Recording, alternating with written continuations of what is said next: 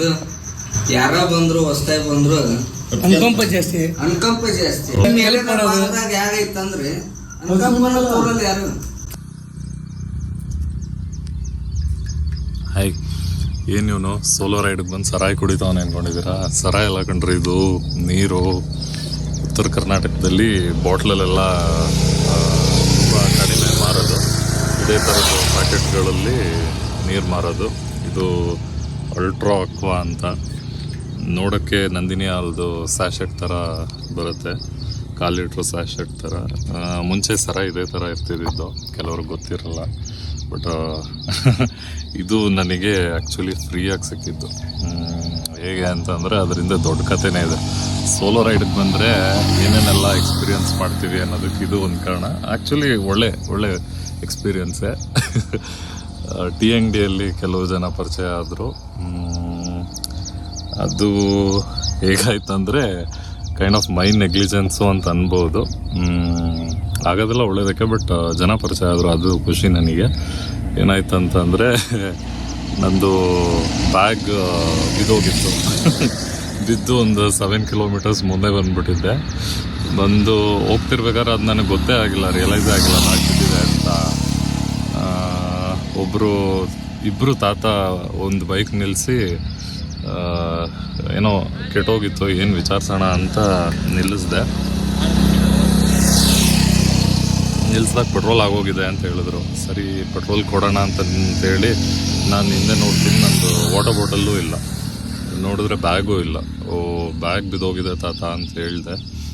ನಮ್ಮ ಹುಡುಗ ಬರ್ತಿದ್ದಾನೆ, ನೀವು ಹೋಗಿ ಬ್ಯಾಗ್ ನೋಡಿ ಬೇಗ ಅಂತ ಕಳಿಸ್ಕೊಟ್ರು ಪಾಪ. ನಾನು ಬಾಟ್ಲು ಇರಲಿಲ್ಲ, ಸೊ ಹೋಗ್ತಾ ಒಂದು 4-5 ವೆಹಿಕಲ್ ಪಾಸ್ ಆಯಿತು.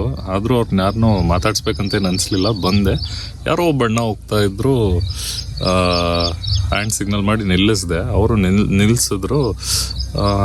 ಕೇಳಿದೆ, ಯಾವುದಾದ್ರೂ ಬ್ಯಾಗ್ ಬಿದ್ದಿದ್ಯಾ ಅಣ್ಣ ಬರೋ ದಾರಿಯಲ್ಲಿ ಅಂತ ಹೇಳಿದೆ. ಅವರು ಹೌದು, ಕಪ್ಪು ಬ್ಯಾಗ್ ತಾನೆ ಅಂತ ಹೇಳಿದ್ರು. ಅದು ಎಂಥ ಕೋಇನ್ಸಿಡೆನ್ಸ್ ಅಂದರೆ ಅವ್ರನ್ನೇ ನಾನು ಹೋಗಿ ಕೇಳಿದ್ದೀನಿ. ಹೌದು ಅಣ್ಣ ಅಂತ ಹೇಳಿದೆ. ಸೊ ಅವ್ರು ಹೇಳಿದ್ರು, ನಾನು ಮನೆಯಲ್ಲಿ ಇಟ್ಟು ಬಂದಿದ್ದೀನಿ, ಯಾರ್ದೋ ರೋಡಲ್ಲಿ ಹೋಗೋದು ಬಿದ್ದಿದೆ ಅಂತ. ಆ ಮನೆ ಅಡ್ರೆಸ್ಸು ಹೇಳಿದ್ರು, ಕಲೆಕ್ಟ್ ಮಾಡ್ಕೊಳ್ಳಿ, ತಗೊಳ್ಳಿ ನನ್ನ ನಂಬರು ಅಂತ ಹೇಳಿದ್ರು. ತುಂಬ ಒಳ್ಳೆ ಮನುಷ್ಯ, ಶೇಖಪ್ಪ ಅಂತ ಅವ್ರ ಹೆಸರು. ದೇವ್ರು ಚೆನ್ನಾಗಿಟ್ಟಿರಲಿ ಮನುಷ್ಯನ. ಆಮೇಲಿಂದ ನಂಬರು ಕೊಟ್ಟರು, ಹೋದೆ. ಅಡ್ರೆಸ್ ಹೇಳಿದ್ರು, ಅಲ್ಲಿ ಹೋದೆ. ಅಲ್ಲೊಂದು ಟೀ ಅಂಗಡಿ ಇದೆ, ಹೋಗಿ ಅಂತ ಹೇಳಿದ್ರು. ಹೋಗಿ ಅಲ್ಲಿ ಒಂದು 3-4 ಜನ ವಯಸ್ಸಾದವ್ರು ಕೂತಿದ್ರು. ಹೋಗಿ ಮಲ್ಲಪ್ಪ ಅನ್ನೋರನ್ನ ಮಾತಾಡಿಸ್ದೆ. ಹಿಂಗೆ ಶೇಖಪ್ಪ ಅನ್ನೋರು ಕಳಿಸಿದ್ರು, ನಮ್ಮದು ಬ್ಯಾಗ್ ಎಲ್ಲೋ ಮನೆಯಲ್ಲಿ ಇಡ್ಸಿದಾರಂತೆ, ತಗೊಳ್ಳಿ. ಅವರು ಪಾಪ ಫೋನ್ ಮಾಡಿಕೊಡಿ, ಯಾವ ಮನೆ ಕೇಳ್ತೀನಿ ಅಂತ ಫೋನ್ ಮಾಡಿಸಿ ಬಂದರು. ನನ್ನ ಜೊತೆನೇ ಬಂದು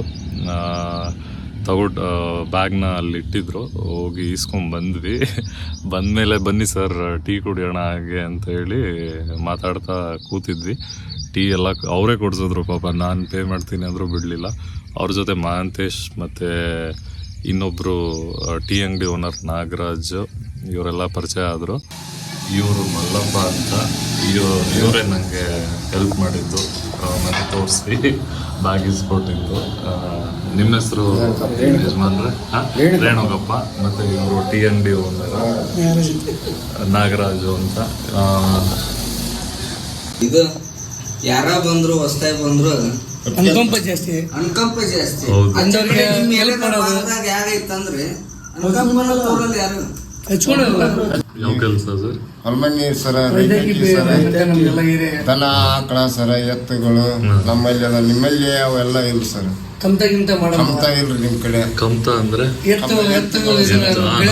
ನಮ್ ಕಡೆ ಎತ್ ಕಡಿಮೆ, ಟ್ರಾಕ್ಟರ್ಗಳು ನಿಮ್ ಕಡೆ ಸರ್? ಹೌದಲ್ಲ. ನಮ್ ಕಡೆ ಬಿಸಿಲು ಜಾಸ್ತಿ ಸರ್, ನಿಮ್ ಕಡೆ ನೆರಳು ಜಾಸ್ತಿ ಸರ್. ಹೌದು, ಇಲ್ಲಿ ಬಿಸಿಲು ಜಾಸ್ತಿ. ಕ್ಲೈಮೇಟ್ ನಿಮ್ ಕಡೆ ಬಾರಿ ಬರ್ತದೆ ಸರ್. ಆದ್ರೂ ನೀರೆಲ್ಲ ಚೆನ್ನಾಗಿದೆ. ನೀರಿನ ಬಗ್ಗೆ ಮಾತ್ರ ಬಹಳ ಅನುಕೂಲ ಸರ್. ಎತ್ತು ಆಕಳ ಎಲ್ಲ ನಮಗೆಲ್ಲ ಹೈನುಗಾರಿಕೆ ನೀರು ಬಾರಿ ಸರ್. ಇಲ್ಲೆಲ್ಲ ಊಟಕ್ಕೆ ಒಳ್ಳೇದು ಸರ್. ನಮ್ಮ ಕಡೆ ನಮ್ಮ ಯಲಬುರ್ಗ ತಾಲೂಕಿನ ಕೊಪ್ಪಳ ಜಿಲ್ಲೆದಾಗ ಅಂದ್ರೆ ಯಲಬುರ್ಗ ಮೇನ್ ಸರ್ ಊಟದ್ದೆಲ್ಲ. ನಮ್ಮಲ್ಲಿ ಏನಂದ್ರ ನಮ್ ಕಡೆ ಜನ ಒಳ್ಳೆ ಮಂದಿ ಸರ್, ಚೆನ್ನಾಗಿದ್ದಾರೆ. ಆ ಥರ ಏನಿಲ್ಲ, ಒಳ್ಳೆ ಎಲ್ಲ ಪರಿಚಯ ಆಗಿ ನಂಬರ್ ಎಕ್ಸ್ಚೇಂಜ್ ಮಾಡ್ಕೊಂಡಿದ್ವಿ. ಚೆನ್ನಾಗಿ ಅನಿಸ್ತು. ಒಂದೊಂದ್ಸಲ everything happens for a reason ಅಂತಾರಲ್ಲ, ಸೊ ಅದೆಲ್ಲ ಪರಿಚಯ ಆದ್ರು ಇವಾಗ. ಥ್ಯಾಂಕ್ಸ್ ಯಜಮಾನ್ರಿ. ಅವ್ರು ಹೇಳ್ತಾ ಇದ್ರು ಮೈಸೂರಿಂದ ಬಂದಿದ್ದೀರಾ ಒಬ್ಬರೇ ಏನಾದರೂ ಕರ್ಕೊಂಬರೋದಲ್ವಾ ಹಾಗೆ ಹೀಗೆ ಅಂತ. ನಾನು ಹೇಳಿದೆ ಇಲ್ಲ, ಒಬ್ಬರೇ ಬಂದರೆ ನೋಡಿ ಈ ಥರ ಎಲ್ಲ ಎಕ್ಸ್ಪೀರಿಯನ್ಸ್ ಮಾಡಿ ತುಂಬ ಖುಷಿಯಾಗಿ ಟೀ ಎಲ್ಲ ಕೊಡಿಸಿ, ಈ ನೀರು ಅವರೇ ಕೊಡಿಸಿದ್ದು. ಬಾಟಲ್ ತೊಗೊಂಡೋಗಿ ಅಂತೆಲ್ಲ ಹೇಳ್ತಾ ಇದ್ರು. ಎರಡು ಲೀಟ್ರ್ ಬಾಟ್ಲ್ ಇಟ್ಕೊಳಕ್ಕಾಗಲ್ಲ, ಬೇಡ ನನಗೆ ಇದೇ ಸಾಕು ಅಂತ ಈ ಪ್ಯಾಕೆಟ್ ತೊಗೊಂಡಿದ್ದೆ. ಚೆನ್ನಾಗಿತ್ತು. ಇವಾಗ ಬಾದಾಮಿ ಕಡೆ ಹೋಗ್ತಾ ಇದ್ದೀನಿ. ಫ್ರೆಂಡ್ಸ್ ಜೊತೆ ಬಂದಿದ್ರೆ ಇದೆಲ್ಲ ಎಕ್ಸ್ಪೀರಿಯನ್ಸ್ ಮಾಡೋಕ್ಕಾಗ್ತಾ ಇರಲಿಲ್ಲ ಅಲ್ವಾ. ಸೊ ಸೋಲೋ ರೈಡೇ ಚೆನ್ನಾಗಿರುತ್ತೆ ಅಂತ ಅವರಿಗೂ ಎಕ್ಸ್ಪ್ಲೇನ್ ಮಾಡಿ ತುಂಬ ಖುಷಿಯಾಗಿ